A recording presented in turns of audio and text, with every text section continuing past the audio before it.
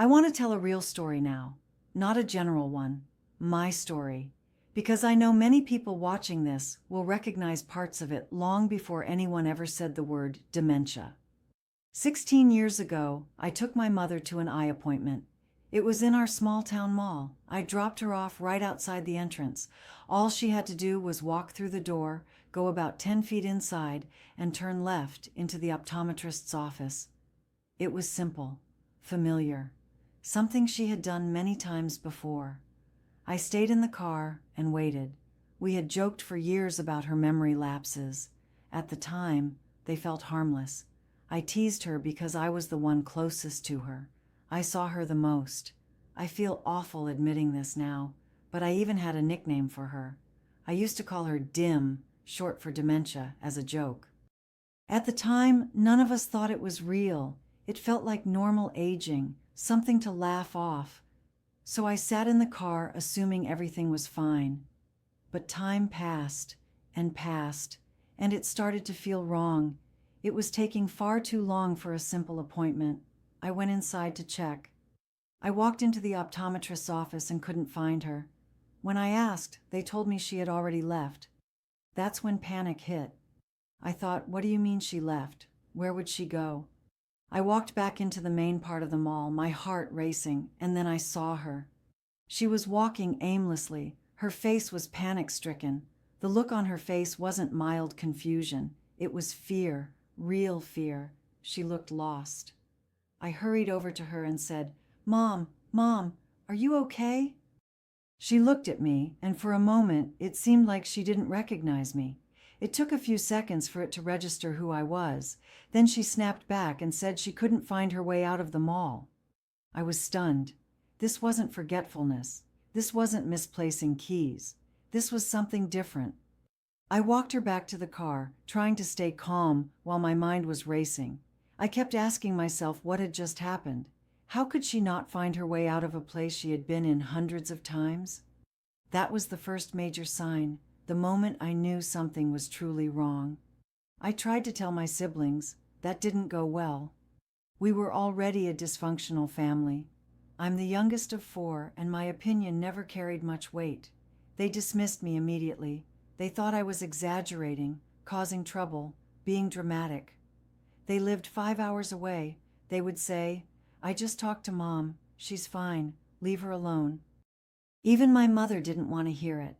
And that was especially hard because while I was closest to her, she was also hardest on me. She didn't want to talk about her memory. She didn't want to acknowledge anything was changing. I felt completely alone. I knew something was happening, and not a single person supported me. Not one.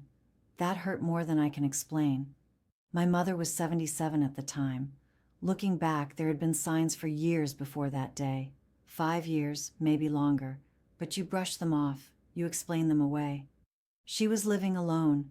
I was about 25 minutes away, so I saw her often. She was still driving, still cooking, still paying her bills. Her house was always tidy. She loved gardening. From the outside, everything looked fine. But there were little things. I was constantly going over to fix her television because she'd hit the wrong button on the remote and couldn't get it back. I couldn't even walk her through it on the phone. I had to physically be there. We would go out for dinner. Her favorite thing was going to the casino. She loved it. During this time, I noticed she started spending a lot of money on Publishers Clearinghouse offerings. Boxes would arrive constantly, plastic trinkets, corn holders, fake birds, things no one needed or wanted. At the time, it seemed quirky, harmless. It went on for nearly 10 years. Only later did I understand what it really was. What I want you to hear in this story is this.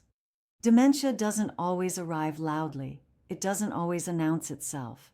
It often shows up quietly, disguised as personality quirks, habits, or forgetfulness. And when you're the one who sees it first, it can be incredibly isolating. You may question yourself. You may feel guilty for noticing. You may even joke things away because it feels easier than facing the truth. I carry regret about the way I joked back then. But I also know this. I didn't know, and neither do most people when this begins. We are not taught what early dementia actually looks like. If you're watching this and thinking back to moments that didn't make sense at the time, you're not alone. Many caregivers only recognize the meaning of those moments years later. This is why I'm sharing this now. Not to relive pain, not to blame anyone, but to name the quiet beginnings, the moments that don't feel big enough to act on, but are big enough to matter. This channel exists for those moments, for the people who noticed something was off long before anyone else was ready to see it. If parts of this story feel familiar, I want you to know something important. You weren't imagining it. You weren't causing trouble. And you weren't wrong to notice.